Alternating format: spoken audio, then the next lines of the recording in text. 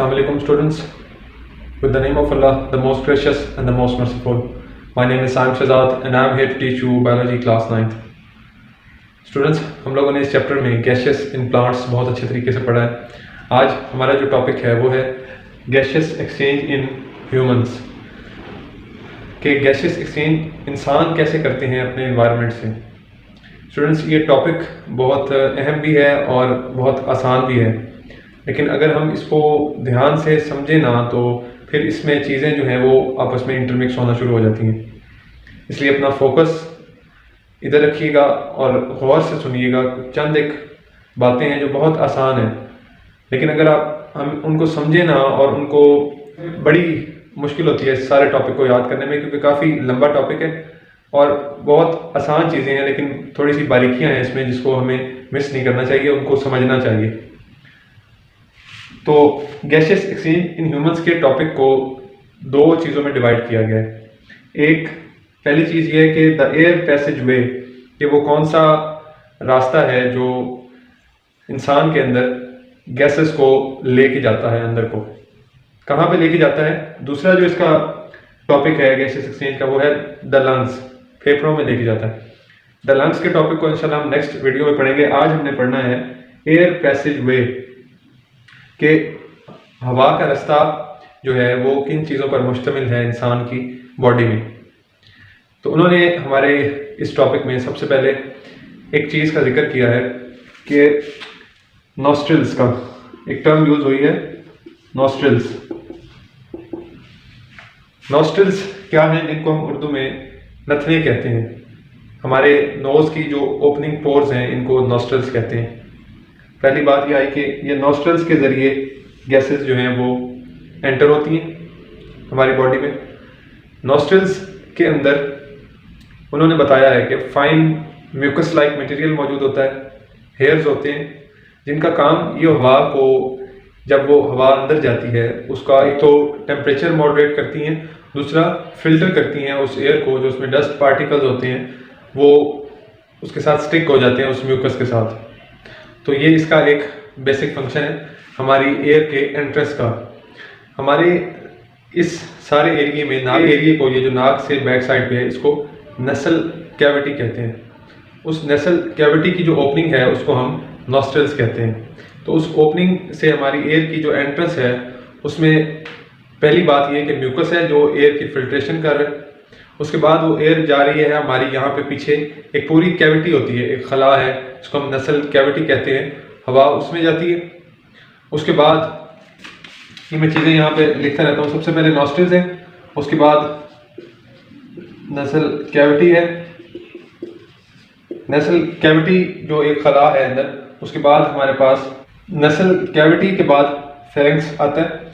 ये फेरिंक्स क्या चीज़ है और नसल कैविटी क्या चीज़ है, ये खला है हमारे, एक तो हमारे मुंह का खला है उसको ओरल कैविटी कहते हैं, एक नथनों से पीछे एक खला है जिसको नसल कैविटी कहते हैं। नॉस्ट्रिल से एयर गुजरती हुई नसल कैविटी में आती है। नसल कैविटी से जब गुजर जाती है तो हमारा अगला जो पोर्शन आता है वो किसका आता है, फेरिंक्स का। ये फेरिंक्स क्या चीज़ है, ये फेरिंक्स खुराक और हवा दोनों की एंट्रेंस पॉइंट है हमारी बॉडी में। कहाँ, नसल कैविटी के बाद फेरिंक्स है जिसके अंदर खुराक भी जाती है और हवा भी जाती है। नसल कैविटी से फेरिंक्स में जो हवा का पहुंचना है वो टू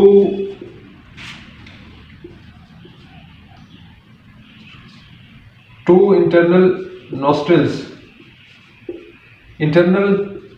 नॉस्ट्रिल्स के ज़रिए जो है वो हवा नसल कैविटी से फेरिंक्स तक पहुंचती है। फेरिंक्स क्या है, ये हवा और खुराक को दोनों को एक साथ इकट्ठे अंदर लेके जाती है, हवा को और खुराक को।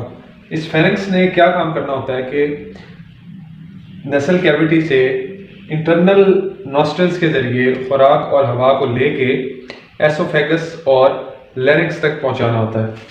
कहाँ पे, फेरिंक्स से खुराक और हवा जो है वो लैरिंक्स और एसोफेगस तक पहुंचती है। ये वो पॉइंट होता है लैरिंक्स और एसोफेगस जो खुराक और हवा की डिवीजन करता है। लैरिंक्स जो है जब इस पॉइंट पे आ जाती है फेरिंक्स से लैरिंक्स और एसोफेगस तक, तो लैरिंक्स के अंदर हवा का जाना होता है।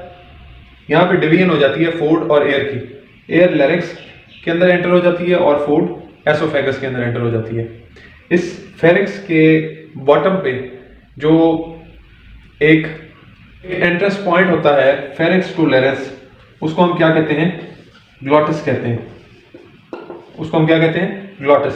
ये ग्लॉटिस नैरो ओपनिंग है, एक स्मॉल ओपनिंग है, जिसके थ्रू और हवा एंटर होती है कहाँ पे? लैरिंक्स और एसोफेगस में। लैरिंक्स के अंदर क्या जा रही है? हवा, और एसोफेगस में क्या जा रही है? खुराक। तो ये एक जनरल मैंने आपको डिस्कशन करके बताया है कि हवा का जो पैसेज है वो कैसे अपना रास्ता बनाता है और किन किन जगहों से गुजरता है। हम दोबारा इसको देखते हैं कि नॉस्ट्रल्स सबसे पहले आती हैं, जिसके अंदर म्यूकस नुमा स्ट्रक्चर होता है, कुछ हेयर्स होते हैं जो एयर को फिल्टर आउट करते हैं, उसको मॉइस्ट करते हैं, उसका टेम्परेचर मेंटेन करते हैं बॉडी के हिसाब से। नॉस्ट्रल्स का ये काम हुआ। नॉस्ट्रल्स के ज़रिए से एयर नज़ल कैविटी में गई, नज़ल कैविटी से होती हुई एयर फेरिंक्स में आई। नज़ल कैविटी से फेरिंक्स में जो एंट्रेंस पॉइंट होता है वो किन के ज़रिए होता है? एंटर टू इंटरनल नॉस्ट्रल्स के ज़रिए से फेरिंक्स में एयर दाखिल होती है। फेरिंक्स क्या चीज़ है? ये हवा और खुराक दोनों को इकट्ठे बॉडी के अंदर लेके जाती है। फेरिंक्स एक मस्कुलर लेयर है, मसल्स से बनी हुई मस्कुलर लेयर है। फेरिंक्स ट्यूब है, मस्कुलर ट्यूब है, जो खुराक और हवा को इकट्ठे साथ लेके जाती है। फेरिंक्स जहाँ पे ख़त्म होती है, इसके फ्लोर पे जो एक स्ट्रक्चर पाया जाता है उसको हम ग्लॉटिस कहते हैं। ये नैरो ओपनिंग्स हैं, स्मॉल नैरो ओपनिंग्स। ये ग्लॉटिस जो है ये लैरिंक्स के ऊपर मौजूद होती है, फेरिंक्स की बेस पे। और इस लैरिंक्स का क्या काम होता है? ये एक ढक्कन नुमा स्ट्रक्चर बनाती है, एक ढक्कन का काम करती है। किसके ऊपर? लैरिंक्स के ऊपर और फेरिंक्स की बेस पे।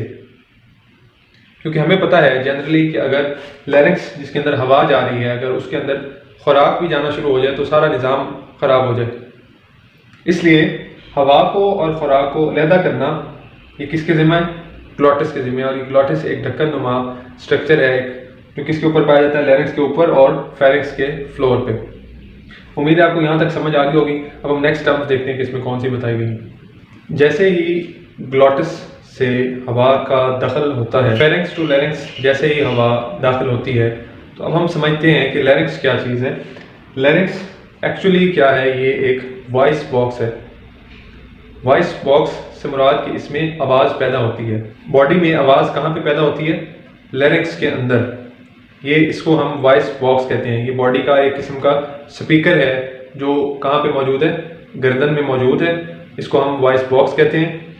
लैरिंक्स को हम वॉइस बॉक्स कहते हैं। ये फेरिंक्स के बाद मौजूद होता है। इसके अपर साइड पे ग्लॉटिस मौजूद होता है। हवा जब इसमें से गुजरती है, लैरिंक्स में से जब हवा गुजरती है, तो इसके अंदर क्या चीज़ें मौजूद होती हैं? इसके अंदर वोकल कॉर्ड्स मौजूद होते हैं। इसके अंदर वोकल कॉर्ड्स मौजूद होते हैं जो साइडों पे स्ट्रेच होते हैं। 2 vocal cords are present which are stretch the side. Vocal cords के अंदर से जब हवा गुजरती है तो वोकल कॉर्ड्स वाइब्रेट करते हैं और इस तरह साउंड प्रोड्यूस होती है। तो ये है लैरिंक्स जिसमें से हवा गुजरती है और ये साउंड को प्रोड्यूस करता है। अब हम ये देखते हैं कि लैरिंक्स में से जब हवा गुजर गई तो वो आगे कहाँ पे जा रही है? वो आगे जा रही है ट्रैकिया के अंदर। ट्रैकिया का दूसरा नाम क्या होता है? Wind pipe. ट्रैकिया को हम विंड पाइप कहते हैं। अब ट्रैकिया ने हवा को लेके जाना है कहाँ पे? लंग्स में। ये ट्रैकिया होता है, इसको हम विंड पाइप कहते हैं। इसकी लेंथ टोटल 12 सेंटीमीटर होती है, 12 सेंटीमीटर लॉन्ग है। इसको हम विंड पाइप कहते हैं और इसने अब हवा को लेके जाना है कहाँ पे? लंग्स तक। इसके अंदर सी शेप कार्टिलेजिनियस रिंग्स मौजूद होते हैं। सी शेप कार्टिलेजिनियस रिंग्स मौजूद होते हैं इसके अंदर, ट्रैकिया के अंदर। वो कार्टिलेजिनियस रिंग्स क्यों मौजूद होते हैं कि अगर किसी वक्त ऑक्सीजन या हवा ना मौजूद हो ट्रैकिया में, तो ट्रैकिया का जो वो विंड पाइप है वो कॉन्ट्रैक्ट ना कर जाए, वो सिकुड़ ना जाए, वो स्क्वीज ना हो जाए अगर उसमें किसी टाइम एयर ना हो। तो इसलिए उसको सिकुड़ने से बचाने के लिए उसमें cartilaginous rings which are C-shaped present in trachea। ये शॉर्ट क्वेश्चन भी बहुत अहम बन सकता है कि कार्टिलेजिनस रिंग्स जो हैं वो क्यों प्रेजेंट होते हैं ट्रैकिया के अंदर, उनको कॉन्ट्रैक्शन से बचाने के लिए। और ट्रैकिया ही वो वेंट पाइप है जो लैरिंक्स के बाद हवा को कहाँ तक लेके जाती है, लंग्स तक। हम नेक्स्ट देखते हैं कि लंग्स में कैसे ट्रैकिया जो है वो एयर को पहुंचाती है, हम नेक्स्ट देखते हैं।